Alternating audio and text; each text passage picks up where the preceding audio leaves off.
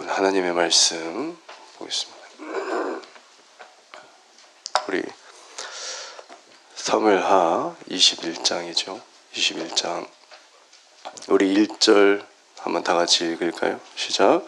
다윗의 시대에 해를 거듭하여 3년 기근이 있으므로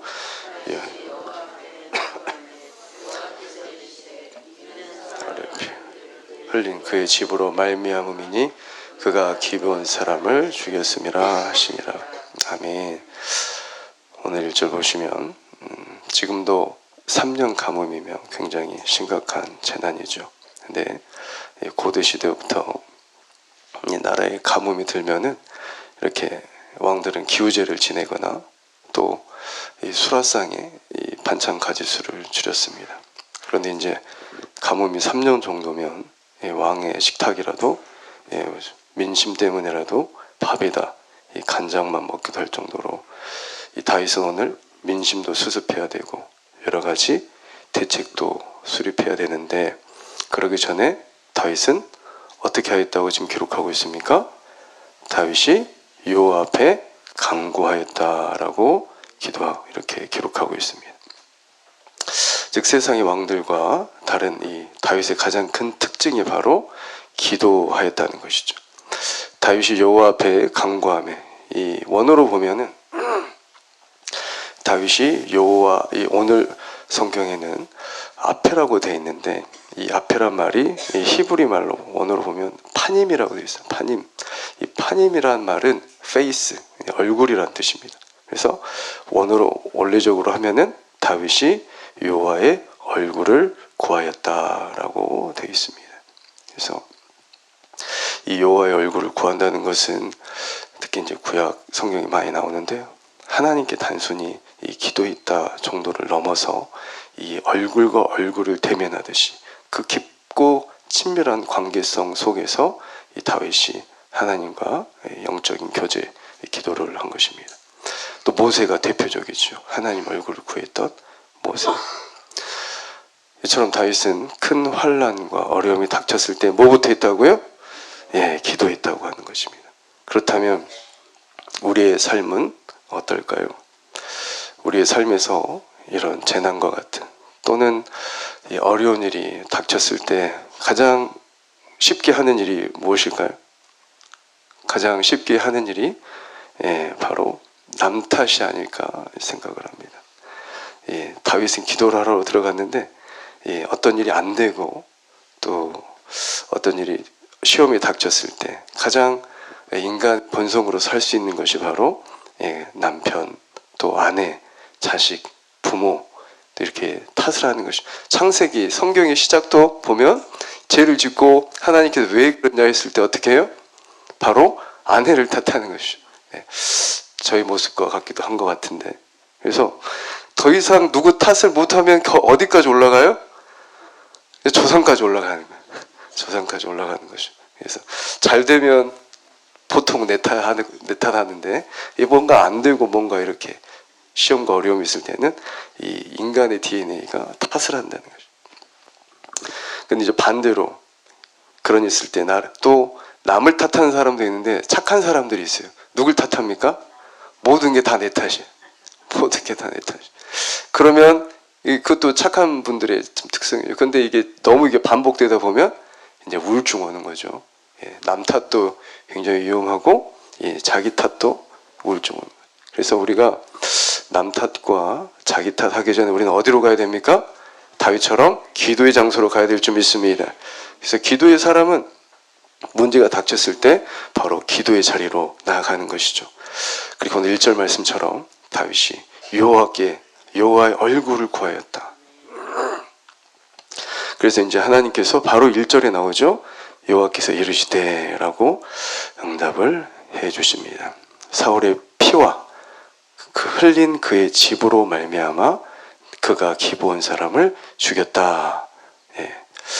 그래서 오늘 사울 왕에 의해서 일어난 기브온 족속에 대한 학살, 그로 인한 기브온 백성들의 가슴 사무친 한 때문이라는 것을 이 성경은 말해주고 있습니다. 이 기본 족속을 조금이라도 말을 해야 될 것 같은데, 기본 족속은 여러분 잘 아시다시피 이 여호수아 시대 때 하나님께서 가나안의 이 족속들 다 진멸하라고 하셨죠.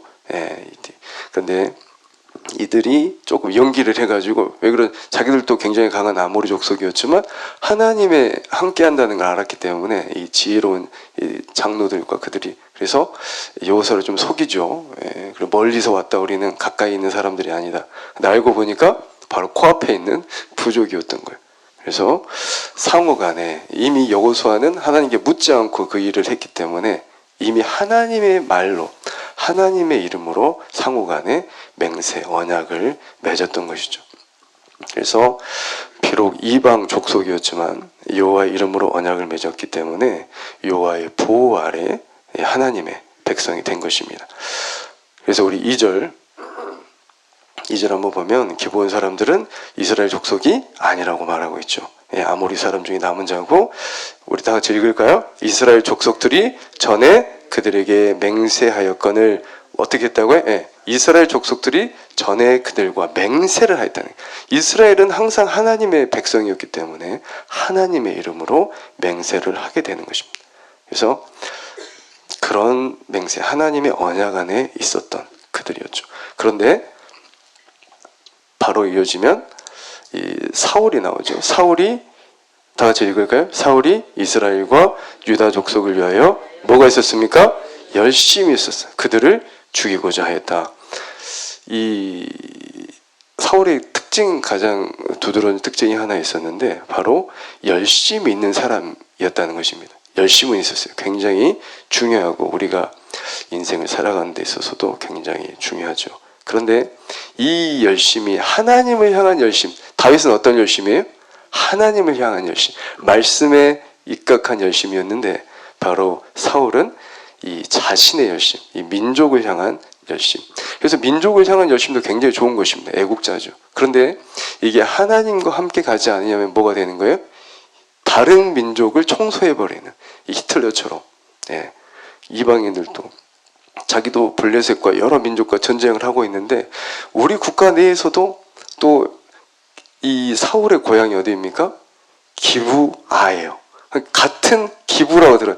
같은 좀 가까운 거리, 가까운 거리에 있는 이방 민족을 보기 힘들었던 것이죠. 그래서 이들을 제거함으로 이 히브리 민족만의 그런 유대, 순수 유대 이스라엘을 만들고 싶은 열정이 있었지 않나 생각을 합니다. 그래서 이 사울 왕의 이 열심이 이 민족을 향한 열심이었지만, 그러나 결국은 자신의 이름을 향한 자신의 개인의 열심이었죠. 그래서 다윗처럼 묻지도 않고 더 기본적인 하나님의 말씀대로 이 하나님의 국사를 행하지 않았다. 하나님 말씀이 기준되지 않은 이 사울의 모습입니다. 그래서 우리가 하나님의 말씀은 없고 나의 생각과 판단이 우선된, 하나님의 기준이 아닌 내 기준이 우선되었기 때문에 오늘과 같이 이 돌이키기 힘든 인종에 제거하는 굉장히 안타까운 큰 죄를 사울이 범하고 만 것이죠. 그래서 우리가 인생에서 가장 중요한 일이 있을 때, 또 국가적으로 가장 중요한 일이 있을 때, 또 개인적인 중요한 일이 있을 때, 결정의 기준은 늘 다윗처럼 하나님의 말씀이 되어야 될 줄 믿습니다. 우리 3절 말씀 한번 보시면, 다윗이 그들에게 묻되 내가 너희를 위하여 어떻게 하랴? 내가 어떻게 속죄하여야 내가 여호와의 기업을 위해서 복을 빌겠느냐라고 말을 하고 있습니다. 여기서 중요한 말이 속죄란 말이죠. 이 속죄하다, 이 원어는 가파르라고 되어 있는데 덮다라는 뜻입니다. 덮다, 가리다. 그래서 어떻게 하면 이 이스라엘의 민족적인 이 죄가 속죄함, 여호와 앞에서 가려질 수 있을까라고 말을 하고 있죠. 이 시편 32편에 보면 다윗이, 여러분도 잘 아시는, 허물의 사함을 받고 그 죄의 가리움을 받는 자는 어떻다? 복이 있도다라고 말을 하고 있습니다. 죄를 하나님께서 가려 주셔야 돼. 인간이 가리면 그거는 어떻습니까? 큰 죄고 단절인데 하나님께서 가리워 주셔야 된다는 것이죠. 주님의 보혈이 바로 우리를 덮어야 하나님께서 우리 죄를 용서하시고 받아주실 수 있을 줄 믿습니다. 그래서 이 죄를 숨겨서는 하나님의 징계만 따를 뿐이죠. 그래서 하나님께 나의 죄를 토설하고 이 다윗처럼 회개할 때 우리가 계속 보지 않았습니까? 하나님의 그 복과 은혜를 회복하는, 또 받을 수 있는 그릇이 될 줄 믿습니다. 또 한 가지는 이 기브온 족속은 이스라엘에서 굉장히 연약한 자들이었습니다. 이 너무 연약하다 보니까 사울 왕이 함부로 했고 또 사울 왕이 그러한 학살을 했던 것이죠. 그래서 세상 지위가 있고 또 권력과 재물이 있으면 오늘 사울 왕처럼 그 힘을 사람은 어때요? 휘두르기를 좋아하는 것이죠. 예. 그래서 성경은 그래서 계속해서 구약이든 신약이든 늘 약한 자, 어려운 자, 병든 자, 고아와 과부를 먼저 생각하고 살펴야 한다고 말씀을 하고 있죠. 그래서 공동체가 이 연약한 자들을 잊어서는 안 되고 개인적으로 그들을 돕는 것이 누구에게 하는 것이에요? 예, 그 연약한 자들을 돕는 것이 바로 나에게 한 것이라고 예수님께서 또 하나님께서 계속 강조하고 있는 것이죠. 그런데 오늘 하나님의 기름 부음 받은 이 하나님의 왕, 하나님 선택한 왕이 하나님의 언약을 깨뜨렸다는 것이죠. 이 언약을 한 자들을 학대하고 학살했다는 것이죠. 그래서 하나님께서 용납하기 힘든 일이기 때문에 3년의 기근이 닥친 것입니다. 이렇듯 죄 없이 학대당한 자들, 힘이 없고 믿을 곳은 오직 하나님밖에 없는 이 억울한 자들, 하나님께서 한탄하며 하나님께 눈물로 간구하는 자들을 하나님은 안타까워하시고 오늘 말씀처럼 결국 신원이라고 하죠. 결국 하나님이 회복시켜 주신 줄 믿습니다. 하나님, 그래서 3절 말씀처럼 이 죄의 해결이 문제가 이루어져야 되는데 바로 우리 여호와의 기업, 바로 하나님 나라 이게 이루어지고 회복되려면 바로 뭐가 해결돼야 된다고요? 죄의 문제가 해결. 인생의 모든 막힌 부분, 어떻게 보면 하나님의 통로가 어떻게 보면 지금 가뭄처럼 막혀 있을 때 대부분이 성경에서 뭐라고요? 바로 죄가 하나님과 우리의 사이를 가로막고 있다는 것을 성경은 계속해서 말해주고 있습니다. 그래서 오늘 4절 보시면 기본 사람도 이제 그들에게 대답하는 거죠. 사울과 그의 집과 우리 사이의 문제는 뭐에 있지 않아요? 예, 돈의 문제가 아닙니다. 돈의 문제가 아니고 이스라엘 가운데 사람을 죽이는 문제도 우리에게 있잖아요. 지금 자신들이 그거를 집행할 힘도 없다고 얘기를 하고 있는 것입니다. 그래서 5절 보면 우리 한번 5절 말씀 다 같이 읽겠습니다. 시작. 그들이 왕께 이르되 이스라엘 영토 내에 머물지 못하게 하려고 모의한 사람 7사람을 우리를 멸하게, 우리를 학살하였다고 나오지 않습니까? 그래서 6절 보면은 그들의 이 사울의 자손이죠. 사울의 자손 7사람. 근데 4절 보면은 사울만 한 게 아니었다고 지금 성경 기록하고 있어요. 누구예요? 사울과 그의 집. 사울과 그의 친인척들이 같이 있다는. 그래서 그 자손, 그 세대. 그래서 사울과 그의 집, 그 친척 중에서 그 학살을 저질렀던 몇 사람? 7사람을 우리에게 내주소서라고 말을 하고 있습니다. 이 7은 여러분 잘 아시다시피 6은 무슨 숫자입니까? 성경에서 6은 짐승의 수죠. 짐승의 수고, 그리고 7은 바로 완전수, 하나님의 수죠. 그래서 그런 대표성이 있는데 히브리 말에는 숫자도 되고, 그래서 완전한 것, 7이면 이 많은 사람들이 있지만 다 할 수는 없으니까 어때요? 대표적으로 7명만 이렇게 우리에게 내주소서. 그래서 그 다음에 뭐라고 되어 있냐, 6절 보니까 여호와께서 택하신 사울, 좀 반어법이죠. 여호와께서 택하셨는데, 여호와께서 택했으면 여호와의 말씀을 따라야 되는데 그렇지 사울은 못했다는 것이죠. 여호와께서 택하신 사울인데 결국 어떻게 됩니까? 여호와께서 버리시죠. 하나님의 언약을 맺은 자들 학살하고, 하나님의 언약과 하나님의 말씀을 무시한다는 것은 하나님을 업신여긴다는 것이죠. 그래서 좀 반어법이죠. 그래서 여호와께서 택하신 사울 고향, 그의 고향이죠. 기브아에서 우리가 그들을 그렇게 달아야 되겠다. 내주십시오라고 말을 하고 있습니다. 그래서 이 7명 하나님의 심판의 결과죠. 그래서 하나님의 그런 속죄적인 부분을 말을 하고 있습니다. 우리 7절 보시면 요나단 사이에 무비보셋을 아꼈다 하는데 여러분 잘 아시다시피 사울의 아들 요나단과 이미 약속을 했기 때문에 무비보셋 놔두고 아야의 딸 리스바에게서 난 자 사울의 두 아들과 다른 무비보셋이죠. 그래서 요압의 목을 그렇게 했다라고 성경은 기록하고 있습니다. 그래서 이 사울의 죄 때문에 이 기근이 시작되었고 언젠가 막혀 있다는 것이죠. 결국은 하나님께서는 죄를 두고 볼 수 없는 것이죠. 막혀 있는 게 왜 인생 가운데 지금 민족 가운데 뭐가 막혀 있다. 대부분 성경에서 뭐라고 합니까? 죄의 문제. 그리고 그게 바로 뚫려져야 하나님께서 그 모든 은혜와 축복이 비가 하나님의 은혜의 단비가 내리는 것이죠. 그래서 우리 10절 그렇게 되니 10절 보니까 아야의 딸 리스바가 굵은 배를 가져다가 자기를 위하여 바위에 펴고 곡식 베기 시작할 때 뭐가 내렸어요? 하늘에서 비가 이제 내리는데 성경은 지금 이대로 딱 끝나면 좋은데 이렇게 되지 않고 뭐에 이게 쏟아졌어요? 사체, 시체.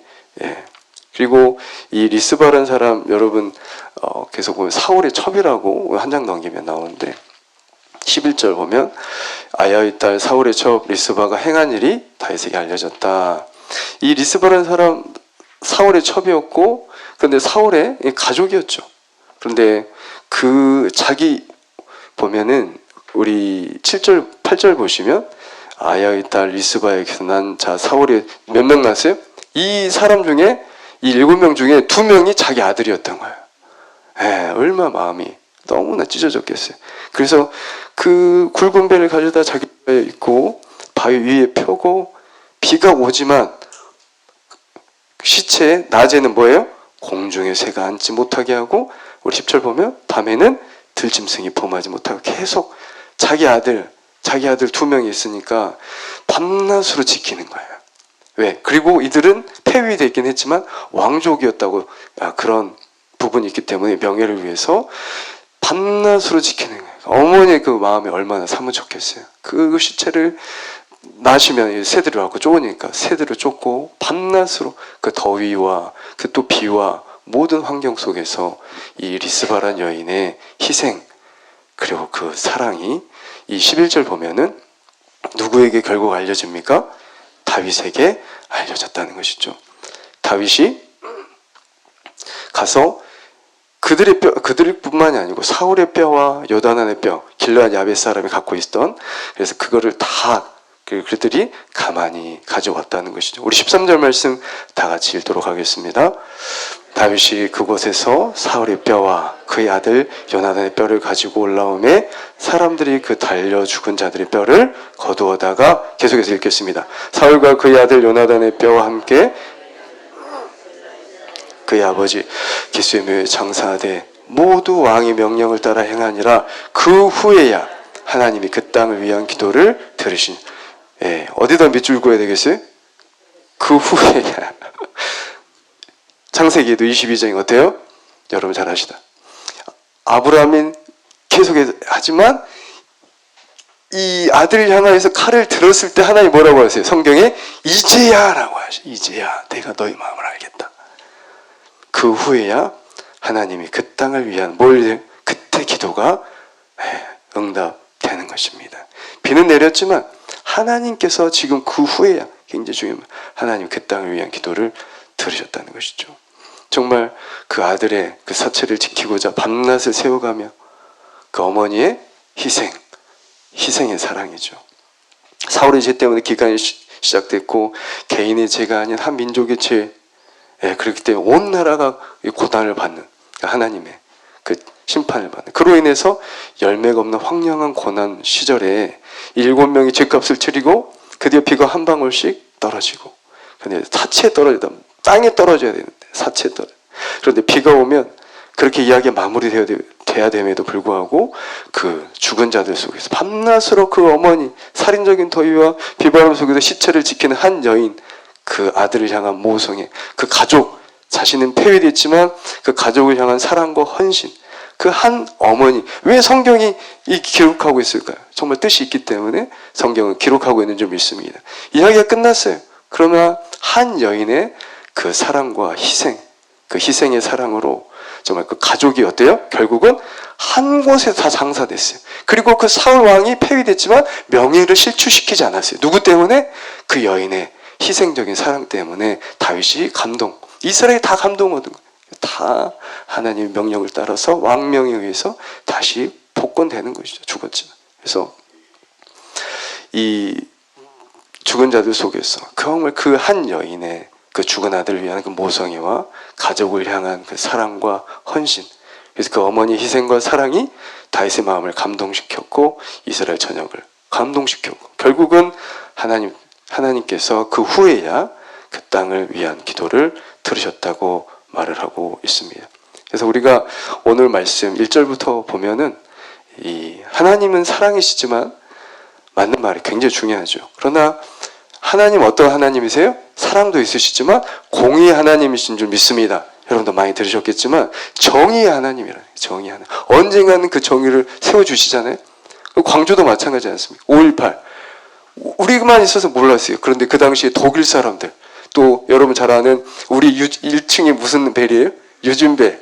거기 손자, 지금도 인유한 그런 사람들이 미국인 함부로 할 수 없으니까 외국 사람은 그 사람들 통해서 알려져가지고 결국 한이 풀어지고, 안타까운 것은 그 주동자들 용서는 죄를 고백하지 않았지만 그런 부분 참 안타깝지만 그런 부분 결국 하나님께서 이루어 주시고, 그런 부분처럼 하나님은 정의의 하나님인 줄 믿습니다.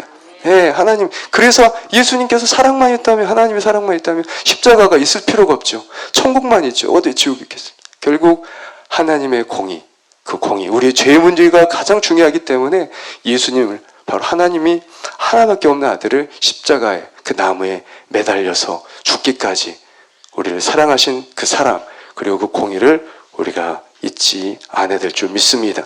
그래서 우리를 막고 있는 것, 이 암 떠오는 것처럼 우리를 막고 있는 이 죄의 문제가 또한 해결되기 원합니다. 그래서 오늘 죄의 문제가 해결돼야 우리 삶에 오늘 그 비가 시체에 떨어지지 않고 그 땅에 떨어져서 하나님께서 그 땅을 위한 기도를 들으시는 줄 믿습니다. 그래서 죄의 문제가 해결되어야 정말 우리의 삶이 열매를 맺는 삶이 될 수 있음을 성경은 말을 하고 있습니다. 그래서 우리가 우리의 기도를 들으시고 또 믿으시고 또 주의 피로 이룬 샘물에 나아가서 우리가 회개함과 정결함으로, 또 오늘 좌절이던 한 여인, 정말 집안을 일으킨 이 리스바 여인에서 보여주는 바로 예수 그리스도의 무슨 사랑이? 희생의 사랑으로 이 죄악된 세상을 우리가 이기고 하나님 나라의 기업, 천국의 복을 소유하시는 저와 여러분 되기를 진심으로 축복합니다. 우리 기도하겠습니다.